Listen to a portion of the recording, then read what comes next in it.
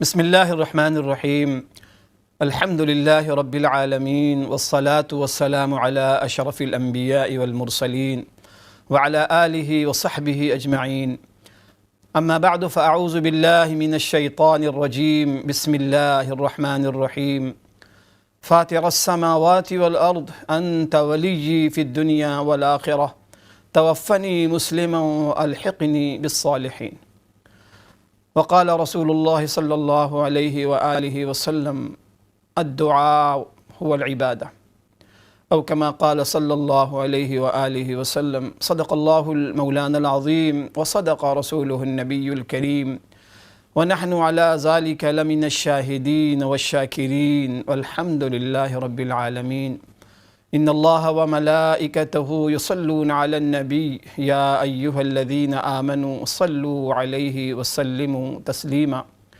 اللہم صل علی محمد وعلی آل محمد کما صلیت علی ابراہیم وعلی آل ابراہیم انک حمید مجید اللہم بارک علی محمد وعلی آل محمد کما بارکت علی ابراہیم وعلی آل ابراہیم انک حمید مجید رب اشرح لی صدری ویسر لی امری واحلل عقدۃ من لسانی یفقہوا قولی۔ محترم ناظرین و سامعین، السلام علیکم ورحمۃ اللہ وبرکاتہ۔ ناظرین، آج کی دعا حضرت یوسف علیہ نبینا علیہ السلام کی ہے۔ یوسف علیہ السلام اللہ پاک کے بڑے برگزیدہ مقرب پیغمبر ہیں، نبی ہیں۔ یوسف علیہ السلام آپ میں سے بہت سے لوگوں نے قرآن مجید کو بڑی مشہور صورت ہے، انہی کے نام سے سورہ یوسف، اللہ پاک نے اس صورت میں یوسف علیہ السلام کے حوالے سے پوری تفصیل نقل کی ہے۔ اس صورت کی شان نزول کے بارے میں آتا ہے کہ ایک مرتبہ مشرکین مکہ نے یہود سے یہ شکوہ کیا کہ ہماری ساری کوشش ناکام ہوتی چلی جا رہی اور یہ دین، مدعی دین، ان کا سلسلہ آگے بڑھتا چلا جا رہا ہے، کوئی ایسی ترکیب تم بتاؤ، تمہیں اہل کتاب ہو، کوئی ایسی ترکیب بتاؤ کہ ہم ان کو زیر کر دیں، شکست ہم دے دیں، ان کو شکست فاش ہو جائے، ان کا یہ مشن آگے نہ چلے، ان کی کمپین جو چل رہی ہے، جو مشن جو بھی ان کا ہے، ان سے ایک مرتبہ ملتا ہے، ان کا ہو کر رہ جاتا ہے۔ یہود نے ایک ترکیب بتائی ان کو، مشرکین مکہ، کہ تم ایسا کرو کہ جو نبوت کے داعی ہیں، دعوے دار ہیں، مدعی ہیں، ان سے ایک سوال کرو، اگر وہ سچے نبی ہوں گے تو جواب دے دیں گے، اور اگر وہ جھوٹے ہوں گے تو جواب نہیں دے پائیں گے، اس طرح تمہاری فتح ہو جائے گی، ان کی شکست ہو جائے گی۔ سوال یہ تھا کہ تم پوچھنا کہ یوسف اور ان کے بھائیوں کا کیا واقعہ ہے، یعقوب علیہ السلام نے مصر سے شام کیوں سفر کیا، اس قسم کے کچھ سوالات۔ انہوں نے یہ سمجھا کہ ہم یہ سوال کریں گے، ادھر سے جواب کچھ نہ ملے گا، اور اس طریقے سے ہماری فتح ہو جائے گی اور ان کی شکست ہوگی، اور پھر ہمارا کام چل پڑے۔ ان کو پتہ ہی نہیں تھا بیچاروں کو کہ اللہ کے نبی صلی اللہ علیہ وسلم کا براہ راست تعلق اللہ پاک کی ذات سے، ہیڈ کوارٹر سے تھا۔ یہ سوال آیا، سوال کے بعد جو انہیں جواب دیا گیا، جواب میں نہ صرف یہ کہ ان دو سوالوں کے جواب دیے گئے، بلکہ یوسف علیہ السلام کا پورا واقعہ، پورا کا پورا واقعہ، کہ کس طریقے سے کنویں سے لے کر بھائیوں نے جو حسد کی اور انتقام اور حسد کی جو آگ جو جل رہی تھی، اس حسد میں آ کر انہوں نے کنویں میں ڈالا، کنویں سے لے کے تخت تک اللہ پاک نے ان کو تخت عطا فرمایا، سلطنت عطا فرمائی، اقتدار عطا فرمایا۔ یہ پورا سفر، پورا ماجرا، پورے قصے اللہ پاک نے اس صورت کے اندر سنا دیا۔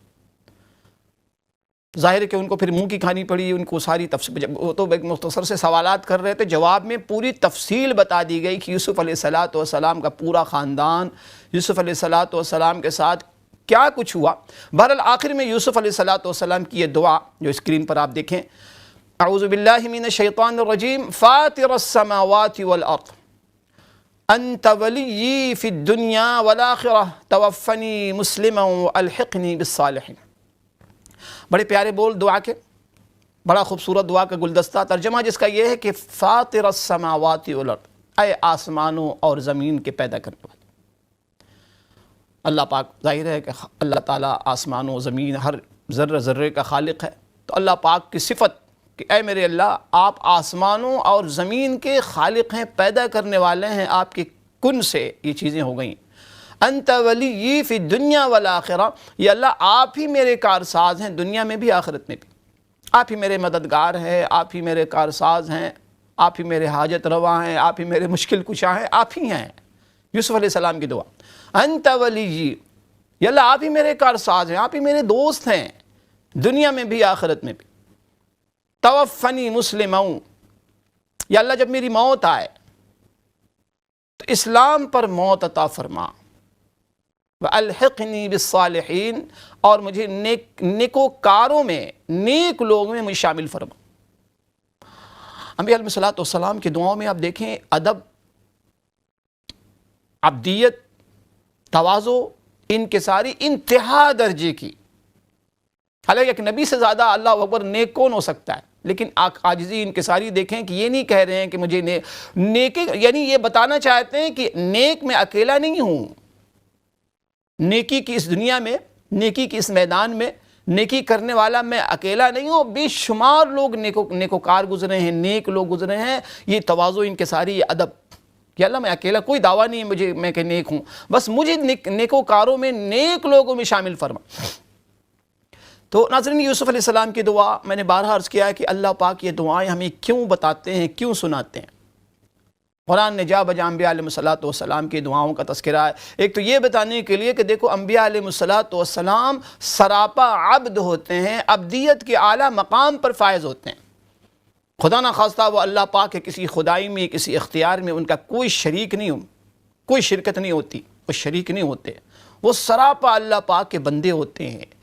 اور انتہا درجے کی عبدیت، انتہا درجے کی بندگی، اگر یہ دیکھنا ہے تو ان کی دعاؤں میں تم دیکھو کہ ان کی دعاؤں کے اندر ایک ایک لفظ، ایک ایک جملہ، ایک ایک ورڈ، ایک ایک حرف، اس سے عبدیت چھلکتی ہے، بندگی چھلکتی ہے کہ یا اللہ میں آپ کا بندہ ہوں، میں مانگنے والا ہوں، میں دعا کرنے والا ہوں، آپ میرے کارساز ہیں، آپ میرے مشکل کچھ ہیں۔ اب دعا کے دیکھیں الفاظ، فاطر السماوات والارض، میرے اللہ میں کیا، ہم کیا، آپ تو آسمانوں اور زمین کے خالق و مالک ہیں۔ زمین، آسمان، کتنی بڑی مخلوق ہے آسمان، سماوات کا لفظ استعمال ہے کہ ساتوں آسمان، ہمارے اعتبار سے یہ بڑی مخلوق ہے، اللہ پاک کے لیے کوئی چیز مشکل نہیں، کوئی چیز بڑی نہیں کہ اللہ آپ آسمانوں کے فاطر ہیں، آسمانوں کے پیدا کرنے والے ہیں، بغیر کسی ستون کے۔ اکثر و بیشتر ہم لوگ آسمان کو دیکھتے ہیں، کبھی ہم غور نہیں کرتے کہ اتنا بڑا آسمان، تاحد نگاہ پھیلا ہوا یہ آسمان، بغیر کسی پلر کے، بغیر کسی ستون کے اللہ پاک نے اسے تھاما ہوا۔ اس سے انسان اللہ پاک کی قدرت، اللہ پاک کی وحدانیت، اللہ پاک کی طاقت، اللہ پاک کی شان و عظمت کا اندازہ لگائے کہ اتنا بڑا آسمان، دنیا میں چھوٹی سی کوئی عمارت تعمیر کرنی ہو تو پہلی ہماری کوشش ہوتی ہے کہ فاؤنڈیشن کیسے کرنی، فاؤنڈیشن کیسے رکھنا ہے۔ باضابطہ انجینئر آتے ہیں، آرکیٹیکٹ آتے ہیں، وہ بتاتے ہیں کہ کس قسم اس بلڈنگ کے لیے کس قسم کا پلر چاہیے، کتنا مضبوط پلر چاہیے، کس قسم کا میٹیریلز، اس میں سریا کیسا چاہیے، اس میں سیمنٹ کیسے چاہیے، پوری تفصیلات وہ بتایا جاتا ہے، تب جا کے فاؤنڈیشن پڑتی ہے، پلر ڈالا جاتا ہے سب سے پہلے، تب جا کے وہ بلڈنگ، چھوٹی سی بھی بلڈنگ بنانی ہو، روم بنانا ہو، انسان پلر ڈالتا ہے۔ اتنا بڑا آسمان، اتنی اونچائی، اللہ اکبر، اس کی آج تک اس کی اونچائی تک کوئی نہ پہنچ سکا۔ اتنی اونچائی جس کو ہم آسمان سمجھ رہے ہوتے ہیں، پتہ چلتا ہے کہ وہ تو بادل ہے۔ تو اللہ اکبر، اللہ تعالیٰ کی بڑائی، اللہ پاک کی وحدانیت کے دلائل یہ دیکھیں، یہ دعا کے آداب ہوتے ہیں کہ انسان جس سے مانگ رہا ہو نا، پہلے اس کی بڑائی، اس کی قدرت کا اظہار، اپنی عاجزی کا اظہار، اس کی بڑائی کا اقرار کہ یا اللہ آپ ہیں جو آسمانوں اور زمین کے پروردگار ہیں، رب ہیں اور خالق و مالک ہیں۔ اللہ تعالیٰ کی توجہ، رحمت متوجہ کرنے کے لیے یہ ادب ہوتا ہے دعا کرنے کا، سب سے پہلے اس مالک کی تعریف، اس کی قدرت کے مظاہر کا تذکرہ۔ اس کے بعد فرما رہے ہیں کہ انت ولی فی الدنیا والآخرہ، اے میرے اللہ آپ ہی میرے کارساز ہیں، دنیا میں بھی اور آخرت میں بھی۔ یہ بتانا چاہ رہے ہیں کہ میرے اللہ میرے ساتھ جتنے حالات پیش آئے، آپ اندازہ لگائیں کہ کہاں کنواں، بے یار و مددگار کنویں میں بھائیوں نے ڈال دیا۔ بھائیوں کا کمپلین یہ تھا کہ یوسف علیہ السلام کو ان کے والد بزرگوار یعقوب علیہ السلام زیادہ مانتے چاہتے ہیں، زیادہ ان کی منظور نظر ہیں، زیادہ مقرب ہیں۔ ان کو اس بات پر جیلس ہو گیا تھا، ان کا بہت بڑا یہ گلہ تھا اور شکوہ تھا کہ ہمیں نہیں مانا جاتا، یوسف کو مانا جاتا، حالانکہ یوسف علیہ السلام دیکھیں عمر میں چھوٹے تھے۔ کامن سینس کی بات ہے کہ والدین کے پاس بچے مختلف سائز کے ہوں تو جو بچہ زیادہ چھوٹا ہوتا ہے تو آٹومیٹکلی فطری طور پہ اس بچے کی طرف توجہ زیادہ ہوتی ہے والدین کی۔ یہ نیچرل ہے، انسانی فطرت ہے، یہ ایک انسانی فطرت ہے۔ اکثر و بیشتر ہمارے یہاں بھی گھروں میں اکثر و بیشتر ہوتا ہے، بچے جو بڑے، بچیاں جو بڑی ہوتی ہیں وہ کبھی کبھی کمپلین کرتی ہیں کہ چھوٹے بچے کو آپ نے یہ دے دیا، چھوٹے بچے پر آپ بالکل سے فدا ہیں، چھوٹے بچے پر توجہ بھائی بہنوں میں۔ تو یہ بتانا چاہیے والدین کو کہ دیکھیں والدین کی جو محبت ہوتی ہے نا، والدین کی جو چاہت ہوتی ہے، والدین کی جو انسیت بچوں سے جو لگاؤ ہوتا ہے، لگاؤ میں کمی نہیں آتی، محبت میں کمی نہیں آتی۔ ہاں اظہار محبت کا انداز بدل جاتا ہے، اظہار چاہت کا انداز بدل جاتا ہے، نوعیت بدل جاتی ہے، لیکن عین محبت میں کمی نہیں ہوتی۔ بچہ وہ 20 سال کا ہو، 2 سال کا ہو، 25 سال کا ہو، ماں کے لیے بہرحال وہ بچہ ہے، وہ بیٹا ہے اس کا، بیٹی بہرحال بیٹی ہے۔ لیکن ظاہر ہے کہ جو بیٹی 2 سال کی ہے، 1 سال کی ہے، 3 سال کی ہے، 4 سال کی ہے، ایک بیٹی 20 سال کی، تو دونوں کے اظہار محبت میں فرق ہوتا ہے۔ یہی غلطی یوسف علیہ السلام کی برادران سے ہوا۔ انہوں نے یہ سمجھا کہ ابا جان، ظاہر ہے کہ حضرت یعقوب علیہ السلام اللہ کے نبی تھے، اللہ کے پیغمبر تھے، ہم تصور بھی نہیں کر سکتے کہ حضرت یعقوب علیہ السلام بچوں میں آپس میں فرق کرتے ہوں گے۔ ہم تصور بھی نہیں کر سکتے کہ یعقوب علیہ السلام اپنے دوسرے 10 بچوں کا حق مارتے ہوں گے، ان کی حق تلفی ہوتی ہوگی، ہرگز نہیں، حاشا وکلا، ہرگز نہیں۔ لیکن وہی غلط فہمی، وہی بدگمانی جو آج تک جاری و ساری ہماری یہاں بھی، غلط فہمی، بدگمانی سے پھر جو فاصلے ہوتے ہیں، جو خلیج حائل ہوتی ہے بچوں اور والدین کے درمیان، اس کو دور کرنے کی ہمیں کوشش کرنی چاہیے۔ تو بہرحال اللہ پاک نے یوسف علیہ السلام کے واقعات کو بڑی تفصیل کے ساتھ سنا ہے، بڑی تفصیل کے ساتھ۔ تو آپ اندازہ لگائیں کہ اللہ کے نبی اور پیغمبر ہیں، صبر و استقلال کی کوہ استقامت، یعنی آپ پہاڑ کہہ لیں، کیسے کیسے حالات آئے، کیسے کیسے مصائب، کیسے کیسے علام، کیسی کیسی پریشانیاں۔ یوسف علیہ السلام جب تشریف لاتے ہیں دنیا میں، جب آتے ہیں، جب تھوڑے سے بڑے ہوتے ہیں، ہوشیار ہوتے ہیں، والدہ دنیا سے گزر جاتی ہیں۔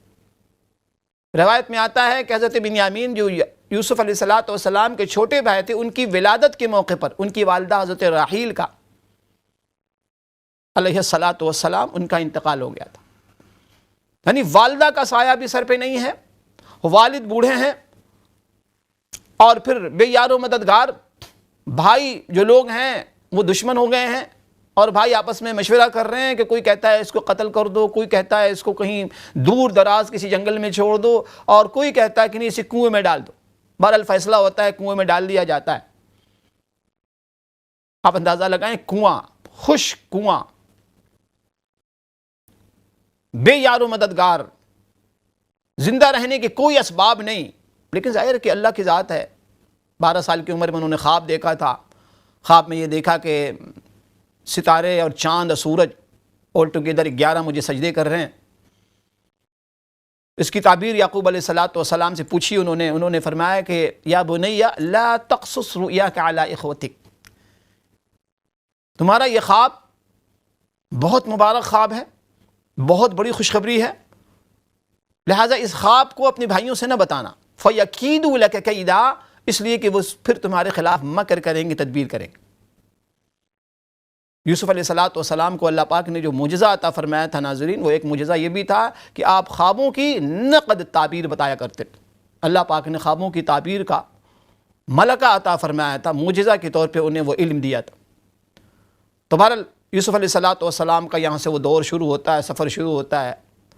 اس کے بعد آپ اندازہ لگائیں کہ کئی سال گزرے، جہد مسلسل، لیکن زبان پر کبھی حرف شکوہ نہیں آیا، استقامت کے ساتھ صبر استقلال کے ساتھ سارے سفر کو انہوں نے طے کیا ہے، اور نہایت ہی اطمینان کے ساتھ اللہ پاک کے فیصلے پر راضی برضا سر تسلیم خم۔ یاد رکھیں کہ جو لوگ اللہ پاک کے جتنا زیادہ مقرب ہوتے ہیں، حدیث میں آتا ہے کہ انسان کا جو ٹیسٹ ہوتا ہے نا، جو آزمائش ابتلا کا جو سلسلہ ہے، یہ آزمائش کا جو سلسلہ ہوتا ہے اس کے ایمان کے بقدر آزمائش آتی ہے۔ جس کا جتنا زیادہ ایمان مضبوط ہوگا، جتنا زیادہ جو اللہ پاک کے یہاں مقبول ہوگا، ایمان اس کا اسٹرونگ ہوگا، اتنی ہی زیادہ اس کے ساتھ ابتلا آزمائش کا سلسلہ ہوتا ہے۔ اس لیے ہمیں بھی کبھی بھی کسی مسئلے کے حوالے سے، کسی ہم مشکل میں ہوں، کسی مسئلے میں ہوں، ہمیں مایوس نہیں ہونا چاہیے، بالکل پریشان نہیں ہونا چاہیے۔ اب دیکھیں نا، ایک انسان، ایک اللہ کا بندہ، ایک اللہ کی بندی جس کو اللہ پر ایمان ہو، اللہ پر ایمان رکھتا ہو، اللہ پر ایمان وہ رکھتی ہو، یعنی ایمان اور مایوسی، ایمان اور نا امیدی، ایمان اور پریشانی، کہ انسان بالکل مایوس ہو جائے، پریشان ہو جائے، نہیں، جمع نہیں ہو سکتا، دونوں چیزیں جمع نہیں ہو سکتی۔ ہمیں تو پریشان ہونے کی ضرورت ہی نہیں۔ دیکھیں اللہ پاک جو کچھ کرتا ہے، اللہ پاک حکیم ہے، اللہ پاک ہمارے کارساز ہیں، اللہ پاک ہمارے رب ہیں۔ یہ چیزیں اگر آپ سامنے رکھیں تو ساری مشکل آپ کی جو آسان ہو جائے۔ آپ یہ دیکھیں کہ دنیا میں دیکھیں جو کچھ ہو رہا ہوتا ہے اور ہوتا ہے ہماری زندگی میں، یا ہوا یا ہو رہا یا ہوگا، تو دو ہی آپشن ہوتا ہے، یا تو ہماری مرضی کے مطابق ہو جاتا ہے، یا پھر ہماری مرضی کے مطابق نہیں ہوتا۔ دو ہی آپشن ہے نا۔ تو میرے استاد کہتے تھے کہ جب جو چیزیں تمہاری مرضی کے مطابق ہو جائیں تو ان پر تو الحمدللہ شکر ادا کیا کرو اللہ پاک، اس میں تو کوئی سمجھانے کی ضرورت نہیں ہے۔ لیکن جو چیزیں تمہاری مرضی کے مطابق نہیں ہوئی ہیں، تمہاری منشا کے مطابق نہیں ہوئی ہیں، پھر کس کے منشا کے مطابق ہوئی وہ چیز ہوئی یا کام ہوا؟ ظاہر ہے کہ پھر اللہ پاک کی منشا کے مطابق ہوا، اللہ پاک کی مرضی کے مطابق تمہارا وہ کام ہوا۔ تو اس میں تو تمہیں اور زیادہ خوش ہونا چاہیے کہ میری عقل ناقص، میرا علم ناقص، میری خواہش ناقص، میری چوائس ناقص۔ ظاہر ہے کہ نقص ہے، صحیح بھی ہو سکتا ہے، غلط بھی ہو سکتا ہے۔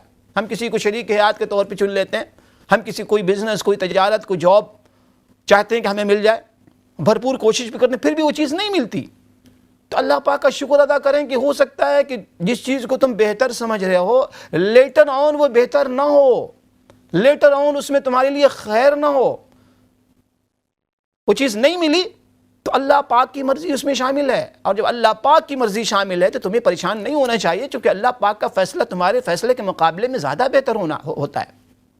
اللہ پاک کا سلیکشن، اللہ پاک کا انتخاب، اللہ پاک کا علم، ہر چیز کامل و مکمل ہے۔ تو ہمیں تو پریشانی کی کوئی وجہ نہیں ہے کہ کسی بھی مسئلے میں، کسی بھی کیسے ہی ہم حالات میں ہوں۔ اب یہ واقعہ اس لیے سنایا گیا، اور آپ کو تعجب ہوگا کہ یوسف علیہ السلام کا واقعہ قرآن نے سنایا ہے، تو فرمایا کہ احسن القصص، اے لوگو یہ بہترین قصہ یوسف علیہ السلام کا قصہ ہے۔ اس کے اندر اتنی عبرتیں، اتنی سبق آموزیاں، اتنے لیسنس ہیں، اتنی عبرتیں ہیں، اتنی حکمتیں ہیں کہ اگر آپ سورہ یوسف کے غور سے پڑھیں نا، اللہ ہمیں توفیق عطا فرمائے کہ کبھی سورہ یوسف کا ہم بغور مطالعہ فرمائیں، صرف تلاوت نہیں، مطالعہ کریں، اس کو اسٹڈی کریں، ہم الف لام را سے لے کے واقعی کی انتہا تک۔ اور واقعی کی جب انتہا ہوتی ہے، اس آیت میں فرمایا کہ لَقَدْ كَانَ فِي قَصَصِهِمْ عِبْرَةٌ لِأُولِي الْأَلْبَابِ، کہ عقل والوں کے لیے یوسف علیہ السلام کے قصے میں بڑی عبرتیں ہیں، بہت لیسنس ہیں، بہت حکمتیں ہیں۔ کوئی پڑھ کے تو دیکھے، کوئی سمجھ کے تو دیکھے۔ آج تو یہ بڑا المیہ ہے کہ ہم نے قرآن مجید کا اتنا بڑا مسئلہ ہے، ہم اتنے بڑے مجرم ہیں قرآن مجید کے حوالے سے کہ ہم قرآن مجید کی کا ترجمہ کیا پڑھتے، تفسیر کیا پڑھیں، تشریح کیا پڑھیں، اس کے معارف حقائق کیا سمجھیں، الفاظ کے ساتھ جو معنی پنہا ہے، معنی کے اندر معارف اور مطالب اور حقائق جو پوشیدہ، ہم ان تک ہماری کیا رسائی ہو، ہم تلاوت ہی میں اس وقت زیرو ہیں، الا ماشاء۔ یہ کتنا بڑا المیہ ہے، کتنا بڑا یہ جرم ہے۔ دیکھیں رمضان آ رہا ہے، کتنی پریشانی ہوتی ہے ان لوگوں کو جو اپنے پاس بیٹھے ہوئے لوگوں کو تلاوت کرتے ہوئے میں نے دیکھا ہے مسجدوں میں، بیچارے کچھ لوگ وہ ہیں جو تلاوت نہیں آتی، وہ تلاوت کرنے والوں کو دیکھ کر پریشان ہو رہے ہوتے ہیں، کاش کہ مجھے تلاوت کرنے آتا۔ ایسے بہت سے لوگ ملتے ہیں میں نے ان کو دیکھا کہ وہ تسبیح پڑھ رہے ہوتے ہیں رمضان میں. میں نے پوچھا کہ انکل سے, انکل جی آپ تسبیح پڑھ رہے ہیں؟ کہتے ہیں بھائی ہمیں قرآن پڑھنے, ہم نے سیکھا ہی نہیں کبھی. اور ایسے بہترین لوگ آپ کو مل جائیں گے جنہوں نے قرآن مجید سیکھا ہی نہیں, بعد میں بھی کوشش نہیں کی کہ قرآن مجید پڑھ لیں. ان کا کیا عالم ہوتا ہوگا جب وہ کسی بچے کو, کسی بڑے کو, کسی بوڑھے کو قرآن مجید پڑھتا ہوا دیکھ رہے ہوں گے, کتنی سخت ان کو پشیمانی اور اللہ اکبر اپنے آپ پر شرمندگی ہو رہی ہوگی. تو میری یہ گزارش ہے, دیکھیں علم کا کوئی پیریڈ نہیں ہے, پوری زندگی ہم طالب علم ہیں, اسٹوڈنٹ, پوری زندگی موت تک. حدیث کے الفاظ ہیں اطلب العلم من المہد الی اللحد, علم حاصل کرو, علم طلب کرتے رہو, طلب کرتے رہو, ماں کی گود سے لے کے قبر کے گڑھے تک. کوئی ایج کا ایسا سرٹین ایج نہیں کہ آپ کہیں کہ بس اب میں علم حاصل نہیں کر سکتا, اب بس علم حاصل کرنے کی کتاب نہیں, بند ہو گئی, نہیں. تو میری یہ گزارش کہ اس صورت کے اندر اتنے حقائق ہیں, اتنے معارف ہیں, اور اس قدر اللہ اکبر ہماری شب و روز زندگی کے حوالے سے اتنی عبرتیں, اور اس میں ٹوٹکے آپ کو ملیں گے صبر کے, تحمل کے, ضبط کے. دیکھیں یوسف علیہ السلام کے واقعے میں کیسی کیسی باتیں ہیں. جب بھائیوں پر آشکارا ہو گیا, جب مصر کا ان کو مقتدر بنا دیا گیا, یوسف علیہ السلام کو غلبہ دیا گیا, اقتدار دیا گیا, پھر وہ خواب کا مسئلہ آیا, غلے کا مسئلہ آیا, بہت بڑا قحط سالی کا دور آیا, یہ بھائی بھی آئے لینے کے لیے لیکن پہچان نہیں پائے. آخر میں جب پہچان ہو جاتی ہے, یوسف علیہ السلام اپنا تعارف کراتے ہیں, آپ قربان جائیں. یوسف علیہ السلام نے اپنا تعارف کرایا کہ انا یوسف وہذا اخی, میں یوسف ہوں, یہ میرا بھائی بنیامین ہے. قد من اللہ علینا, اللہ پاک نے مجھ پر اپنا احسان کیا. اب دیکھیں ایسے موقع پر انسانی جو فطرت, عام انسانوں کی, انسان کیا سوچتا ہے ایسے موقع پر جب اس کے جانی دشمن اس کے سامنے موجود ہوں, جنہوں نے اپنے طور پہ بھرپور انداز میں کوشش کر دی تھی کہ یوسف علیہ السلام کو وہ ختم کر دیں, بے یار و مددگار چھوڑ کر وہ چلے گئے تھے. اپنی طور پہ انہوں نے بھرپور کوشش کی کہ یوسف علیہ السلام کا خاتمہ ہو جائے, لیکن جسے اللہ پاک نے رکھنا ہوتا ہے اسے کون مار سکتا ہے, اسے کون مار سکتا ہے. آپ قربان جائیں یوسف علیہ السلام کے طرز عمل پر, ان کے رویے پر. یوسف علیہ السلام نے بھائیوں سے نہ غصہ کیا, نہ ناراضگی کا اظہار کیا, نہ شکوہ کیا, نہ گیلا کیا. ایک جملہ تک ایسا نہیں بولا کہ تم نے میرے ساتھ اچھا سلوک نہیں کیا. کیا فرمایا؟ لا تثریب علیکم اليوم, آج کے دن تم سے کوئی بدلہ نہیں لیا جائے گا. یغفر اللہ لکم, اللہ تم سب کو معاف کرے, تم سب کی مغفرت ہو. آپ قربان جائیں, یہ انبیاء علیہ السلام کا کیریکٹر, یہ ان کا نیچر. یہ کیوں سنایا جا رہا ہے کہ ہمارے ساتھ بھی اگر کوئی بدخواہ لوگ ہوں, بدخواہی کریں, ہمارے ساتھ دشمنی کریں, ہمارے ساتھ برا برتاؤ کریں, تو ہمیں اینٹ کا جواب پتھر سے نہیں, اینٹ کا جواب پھولوں سے دینا چاہیے. اور انشاءاللہ پھر اگلے ہفتے ایک نئی دعا کے ساتھ. السلام علیکم ورحمۃ اللہ وبرکاتہ.